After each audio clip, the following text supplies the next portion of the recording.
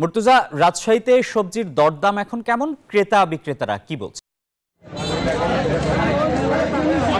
রাজশাহীতে সব ধরনের সবজির দাম কমলেও কিন্তু আলুর বাজার আরো অস্থির হয়ে উঠেছে। প্রতি কেজি আলুতে 2 থেকে 4 টাকা দাম বেড়েছে। তো এখন রাজশাহীর বাজারে আজকে প্রতি কেজি আলু বিক্রি হচ্ছে 70 থেকে 72 টাকায়, আর নতুন আলু বিক্রি হচ্ছে 140 থেকে 45 টাকা। এর পাশাপাশি কিন্তু ভারতীয় আলু রয়েছে বাজারে, সেই আলু বিক্রি হচ্ছে 65 টাকা কেজিতে। আর সব ধরনের সবজির দাম কমেছে পেঁয়াজের। প্রতি কেজি পেঁয়াজের 15 টাকা দাম কমেছে, বিক্রি হচ্ছে 115 থেকে 120 টাকায়। কাঁচামরিচেরও দাম কমেছে, কাঁচামরিচ বিক্রি হচ্ছে 75 থেকে 85 টাকা কেজিতে। এর পাশাপাশি সব ধরনের সবজির দাম কিন্তু কেজিতে 5 থেকে 10 টাকা পর্যন্ত কমেছে। আমরা যদি বলি ফুলকপি বিক্রি হচ্ছে 40 থেকে 60 টাকায়, পেঁপে বিক্রি হচ্ছে 40 টাকায়। এর পাশাপাশি করলা এবং সিম বিক্রি হচ্ছে 100 থেকে 115 টাকা কেজিতে। বেগুন বিক্রি হচ্ছে 50 থেকে 70 টাকা কেজিতে।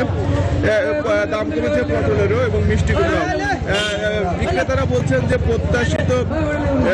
প্রত্যাশিত যে দাম, সেই দাম আরো কমার কথা থাকলেও কিন্তু এখনো সেই পরিমাণ দাম কমেনি। আর যারা ক্রেতা রয়েছেন তারা বলছেন যে এখন যেহেতু শীতের ভরা মৌসুম, যে হিসেবে দাম কমার কথা সেই রকম দাম কিন্তু এখনো কমেনি। পাশাপাশি আলুর দামও বৃদ্ধি পেয়েছেন। ফলে যারা ক্রেতারা রয়েছেন তারা বলছেন যে সিন্ডিকেটের যে দৌরাত্ম্য, সেই দৌরাত্ম্য বন্ধ করে মধ্যস্বত্বভোগীদের দৌরাত্ম্য কমিয়ে কিন্তু বাজার তদারকি করলে আরো দাম কমবে, এমনটাই কিন্তু বলছেন ক্রেতারা। আর প্রশাসনের সাথে আমরা কথা বলেছি, তারা বলেছেন যে তারা বাজার তদারকিতে নিয়মিত অভিযান চালাচ্ছেন। এই ছিল রাজশাহী থেকে সর্বশেষ আসিফ টিপু।